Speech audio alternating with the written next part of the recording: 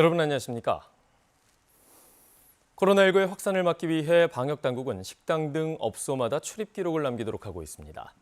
그러나 정부의 지침과는 달리 업소마다 출입명부 작성도 관리도 허술합니다.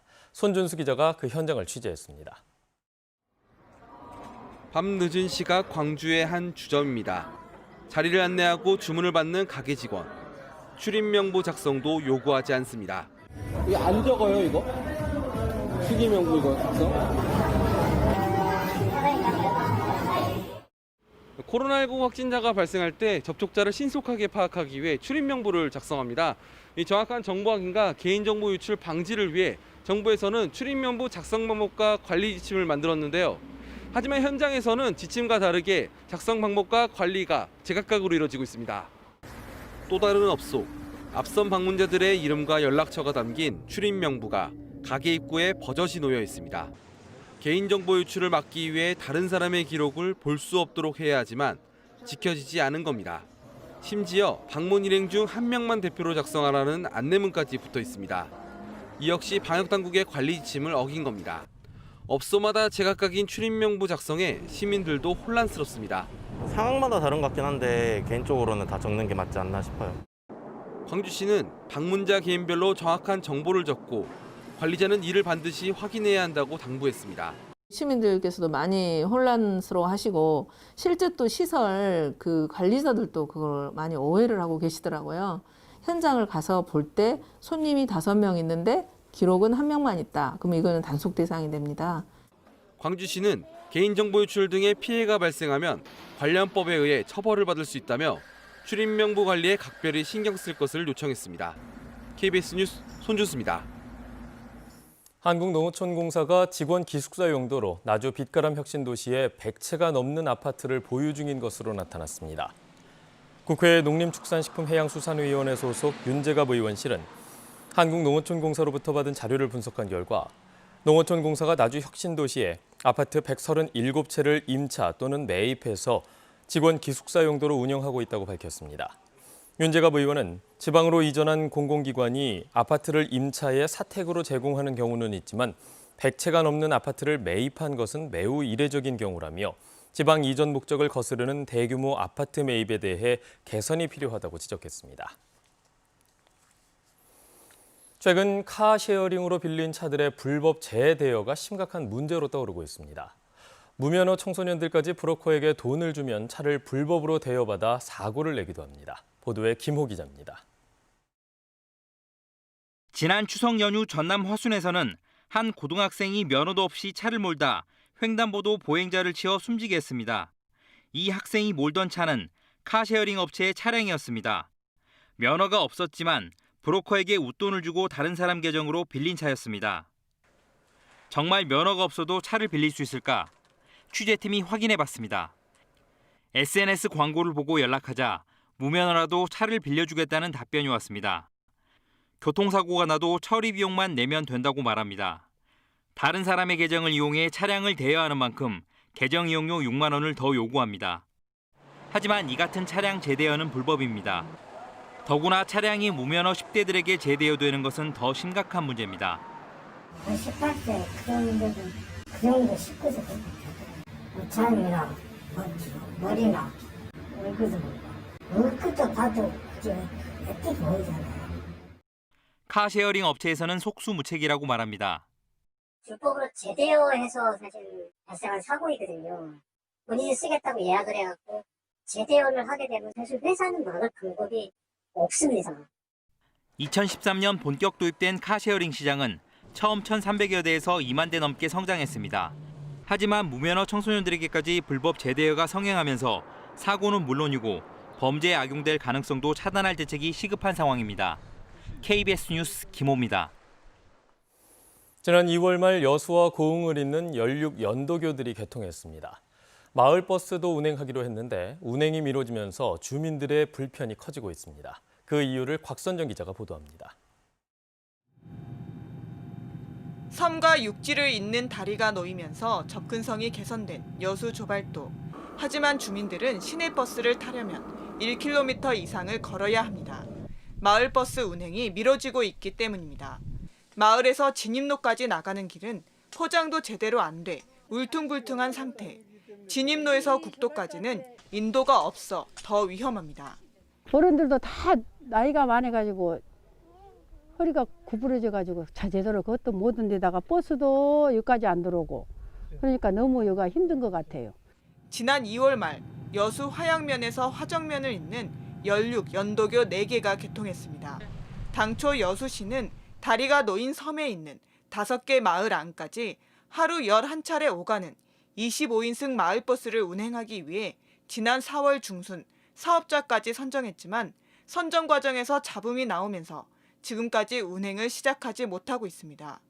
문제가 된 것은 예비차 확보 부분.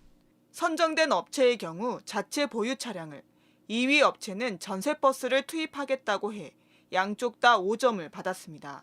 그런데 2위 업체가 선정된 업체가 보유한 예비차는 길이가 9m로 마을버스 제한서 기준인 8m를 초과해 0점 처리해야 한다며 이의 제기를 한 겁니다. 두 업체의 최종 점수차는 3.8점으로 선정된 업체가 0점 처리될 경우 순위가 바뀔 수도 있는 상황. 이에 선정된 업체 측에서도 관련 법에 따라 전세버스는 예비차로 사용할 수 없다며 이의를 제기했습니다. 여수시가 국토부에 질의했고 지난달 말에서야 전세버스는 예비차로 사용할 수 없다는 유권 해석을 받았고 두 업체 모두 해당 항목을 0점 처리해 순위는 뒤집히지 않았습니다. 두 회사 다 예비차는 확보할 능력이 있겠다. 그래서 일단 점수를 줬었는데 그것이 이제 세부적으로 저희들이 이제 약간 좀 판단 미스지 않나 이런 생각도 좀 약간 있습니다. 지금 1순위 업체하고 계약이 체결돼서 지금 마을버스는 지금 주문 제작에 들어가 있습니다. 그래서 하지만 여전히 2위 업체는 특혜 의혹을 제기하며 관련 법에 따라 전세버스를 긴급 투입할 수 있다며 반발하고 있어 논란의 불씨는 남아 있습니다. KBS 뉴스 곽선정입니다. 국회 행정안전위원회가 각 시도와 경찰청 국정감사를 국회에서 한꺼번에 하기로 했습니다. 국회 행정안전위원회는 코로나19 방역 등을 감안해 서울과 경기를 제외한 나머지 지방자치단체와 기관의 국정감사를 당초 계획한 대상기관이 아닌 국회로 변경했습니다. 이에 따라 광주시는 세종시와 대전, 울산시와 함께 오는 22일 국회 행정안전위원회 회의실에서 국정감사를 받습니다. 광주지방경찰청에 대한 감사는 이튿날인 23일에 열립니다.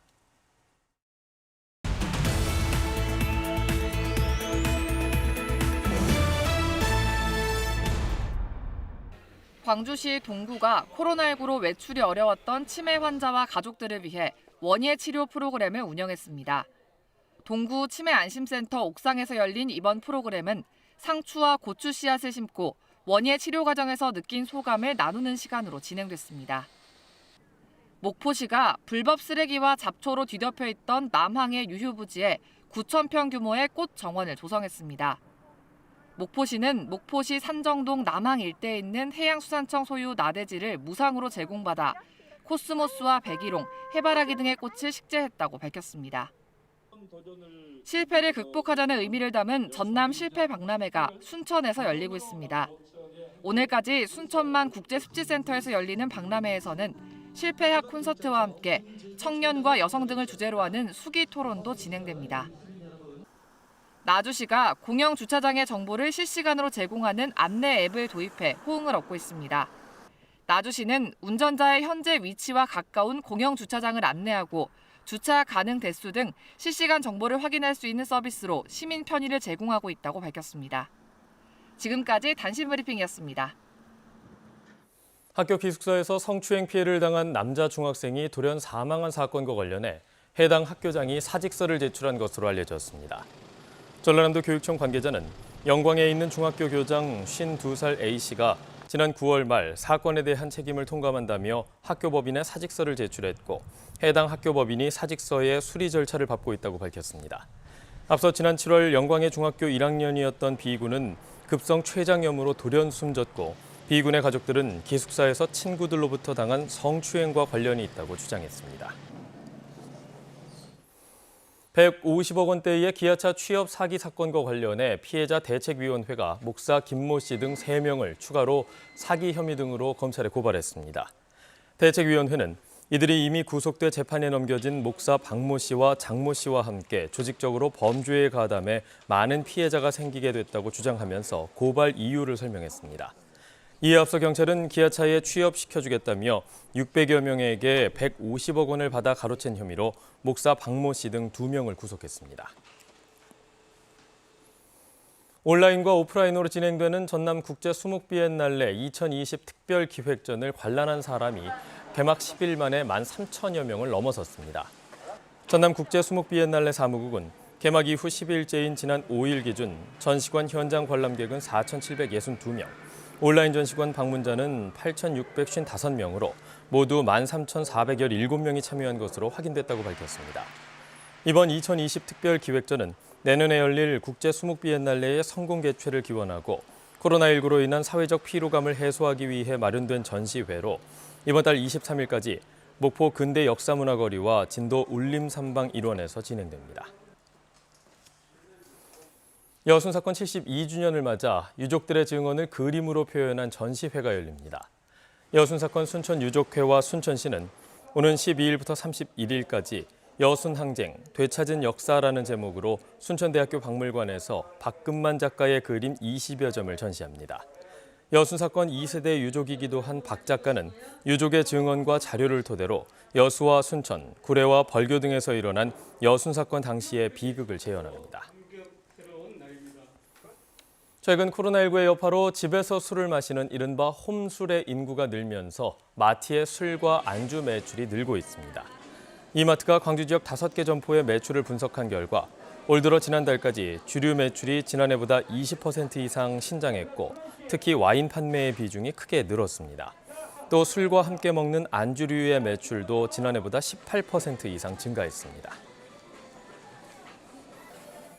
어업관리단이 열악한 근무 환경에 놓여 있어서 근무 인원과 지도선 수를 늘려야 한다는 지적이 나왔습니다. 국회 농림축산식품해양수산위원회 소속 서삼석 의원이 해양수산부로부터 받은 어업관리단 업무 현황 자료를 분석한 결과 동해, 서해, 남해 어업관리단의 어업지도선은 모두 40척이지만 20여 척은 대기나 수리 상태여서 실제 운행 선박은 14척에서 18척에 불과하다고 밝혔습니다. 서삼석 의원실은 배 숫자는 부족하고 관할 해역은 넓다 보니 한 번 출동을 하면 최장 13일을 승선해야 한다며 인력과 장비를 늘려서 해상 주권을 지키는 데 만전을 기하도록 해야 한다고 주장했습니다.